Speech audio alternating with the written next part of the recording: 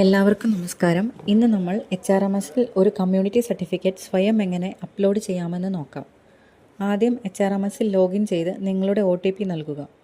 തുടർന്ന് മുകളിൽ ഇടതുവശത്തുള്ള എംപ്ലോയി സെൽഫ് സർവീസ് ടാബിൽ ക്ലിക്ക് ചെയ്യുക. തുടർന്ന് എംപ്ലോയി മസ്റ്റർ എന്നതിന് കീഴിൽ ക്ലിക്ക് ചെയ്യുക.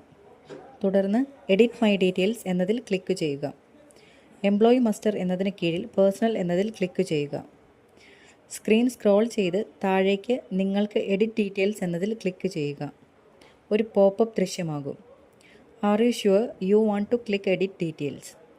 യെസ് എന്നതിൽ ക്ലിക്ക് ചെയ്യുക. അതിനുശേഷം കമ്മ്യൂണിറ്റി എന്നതിൽ കീഴിൽ നിങ്ങളുടെ കമ്മ്യൂണിറ്റി തിരഞ്ഞെടുക്കുക. ഡ്രോപ്പ് ഡൗണിൽ നിന്ന് നിങ്ങളുടെ ബന്ധപ്പെട്ട കമ്മ്യൂണിറ്റിയിൽ ക്ലിക്ക് ചെയ്യുക. കാസ്റ്റ് എന്നതിന് അടുത്തായി നിങ്ങളുടെ കാസ്റ്റ് നൽകുക.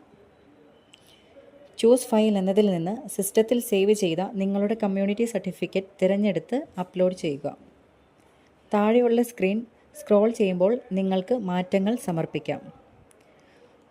വീണ്ടും മറ്റൊരു പോപ്പപ്പ് വരും. അതിനായി നിങ്ങൾ അതേ എന്നതിൽ ക്ലിക്ക് ചെയ്യുക. സബ്ജക്റ്റിന് കീഴിൽ അപ്ലോഡിംഗ് ഓഫ് കമ്മ്യൂണിറ്റി സർട്ടിഫിക്കറ്റ് എന്ന് ടൈപ്പ് ചെയ്യുക. ഫോർവേഡിംഗ് റിമാർക്സ് എന്നതിൽ submitted for acceptance or approval എന്ന് ടൈപ്പ് ചെയ്യുക. ശേഷം നിങ്ങൾക്ക് അത് നിങ്ങളുടെ ബന്ധപ്പെട്ട ഡീലർക്ക് ഫോർവേഡ് ചെയ്ത് സമർപ്പിക്കാം. Thank you.